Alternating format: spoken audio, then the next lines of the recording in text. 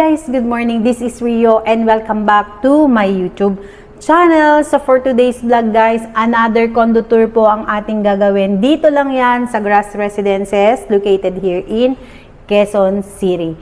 Okay, but before ko kayo i-tour dito sa loob ng ating unit, gusto ko manang pasalamatan ng ating client na si Miss Cyril and Sir Fudge from Australia. Maraming salamat po sa binigay niyo pong trust sa aming team, GC Homes Design. Thank you so much po Sir Fudge and Ma'am Cyril, and see you soon dito sa Pinas. Okay guys, let's begin here dito sa kanyang main entrance.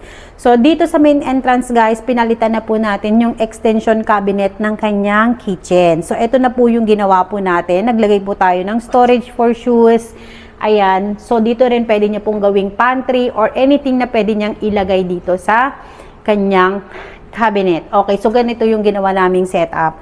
Okay, dito naman po tayo sa kanyang kitchen area. Ano ba yung mga binago nating enhancement or ginawa nating enhancement dito sa loob ng unit ng ating client? Okay, of course, kung mapapansin nyo guys, upon turnover nitong unit, hindi po ganito yung setup niya or ganitong color yung ginamit po nila dito. So, binago po natin siya. Ginawa nating glossy laminated wood. Ayan, white ang ginamit natin. And of course, ang ginamit po nating handle is yung continuous handle na gold color. Since yun yung color na gusto ng ating client. And of course, meron tayong nilagay dito na countertop. Ayan, backsplash. And nagpalit din po tayo ng kanyang sink and faucet. So, yan yung mga binago natin dito. And of course, guys, bago ko makalimutan, so naglagay po ako dito ng tray basket. Ayan. Dalawa yan, 2 tray basket. And of course, hindi po mawawala sa ating renovation yung kanyang pull-out na trash can. Okay, so dito naman sa ating overhead, pinalitan din po natin ng kanyang overhead into glossy laminated wood. White yung ginamit natin. And meron tayong range hood, meron tayong built-in inductions. So, ito yung mga ginawa natin sa kanyang kitchen area. Kumbaga, binago na lang natin yung color na ginamit sa ating kitchen cabinet. Okay, dito naman sa part na to guys, kumbaga, naglagay po kami ng bahay ng kanyang ref. Yan. And naglagay po ako ng extension cabinet for microwave and more storage na pwedeng gamitin ng ating unit owner. Okay. Dito naman guys, sa atin, sa extension ng ating ref, naglagay po ako dito ng kanyang pantry. So, eto guys, sobrang ganda lang or sobrang cute lang. Kasi 'di ba? Tingnan mo, eto, pwede mo kasing paglagyan ng kanyang mga kettle, ganyan, mga rice cooker, microwave oven. So, pwede mong gamitin. Pull out mo lang siya, 'di ba? Sobrang napaka-cute lang. Ayan. 'Di ba? And of course, meron tayong nilagay dito na mga drawers. Ayan, naglagay din po ako ng lagay ng kanyang mga utensils like spoon, fork. So, pwede niyang ilagay dito sa part na yan. And dito naman guys, ayan, another drawer. So, pwede niyang paglagyan ng kanyang mga frying pan, mga kaldero, or kung ano-ano pa yung mga ginagamit sa ating kitchen. So, yan.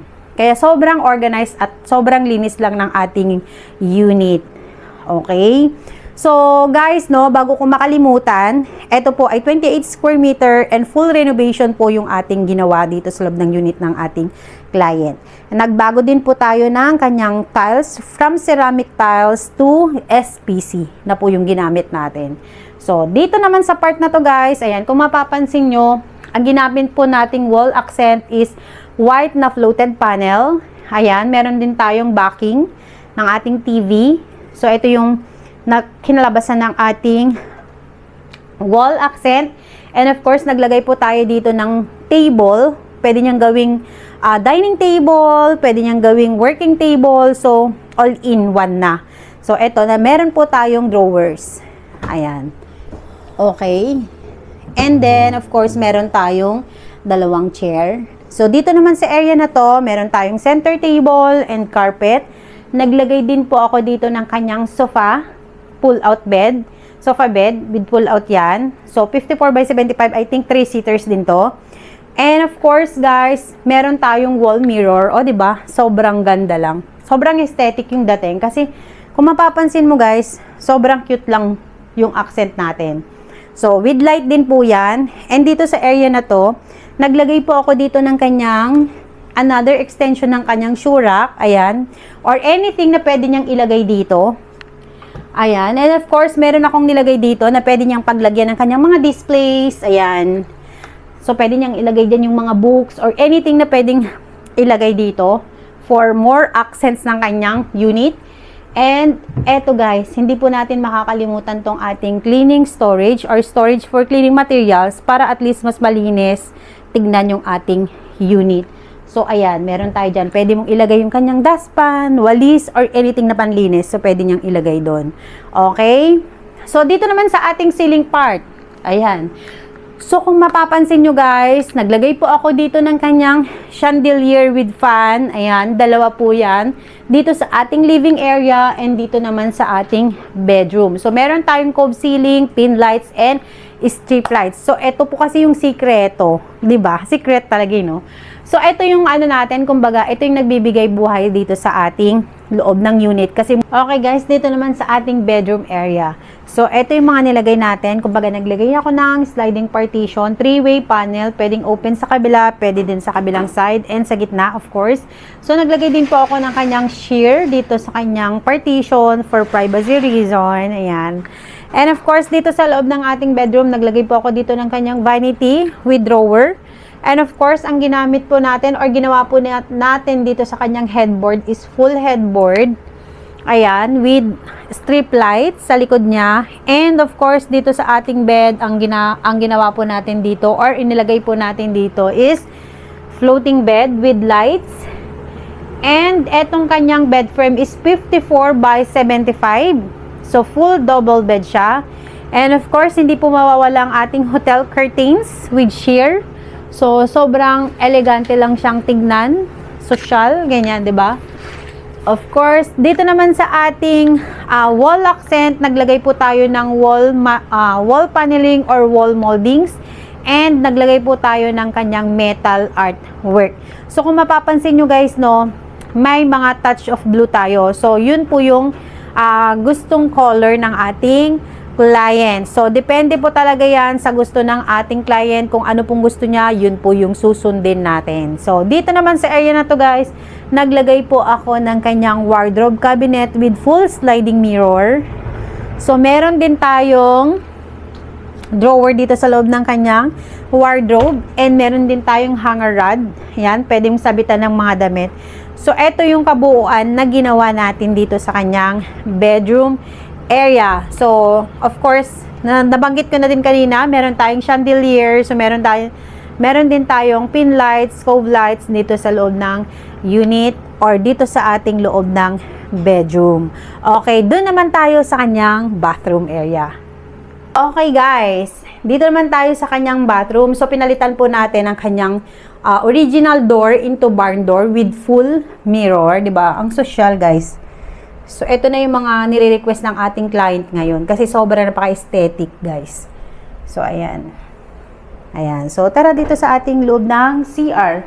Ano-ano ba yung mga ginawa nating enhancement dito? Of course, nag-retile po tayo ng from floor to ceiling na tiles. So, pinalitan po natin yung original tiles niya into ceramic na 60 by 60. And of course, naglagay po tayo ng kanyang towel rack. Hindi rin mawawalang ating bidet. And of course, nagpalit po ako ng kanyang toilet bowl. Ito po, naglagay din po ako ng kanyang base cabinet with lavatory and countertop. Meron tayong full mirror na medicine cabinet. So, ito yung ating loob ng ating medicine cabinet. So, meron tayong light din dito sa kanyang baba. So, dito naman tayo sa ating shower room area. So, ano ba yung mga nilagay natin dito? Of course, nagpalit po tayo ng kanyang shower set. Pinalitan na natin, may rain shower and hand shower. Naglagay din po tayo ng kanyang water heater. And of course, eto, meron tayo soft dispenser, ayan, and shower enclosure. So, mapapansin nyo guys, sobrang gold na gold tong unit ng ating client. Ayan, and even yung ating tiles, so nakita nyo naman, meron tayong konting touch ng gold. So, ito yung kulay na gusto ng ating client. Okay guys, so ayan yung ating kabuuan na ginawang renovation. Dito lang yan sa Grass Residences. So kung kayo po ay interested magpa-renovate ng inyong mga unit, message us through our FB page, WhatsApp, Viber, and Telegram. Ilalagay ko po lahat yung details dyan sa ating YouTube channel. Okay guys, maraming salamat po sa panunood and see you soon in our next vlog. Thank you! Bye-bye!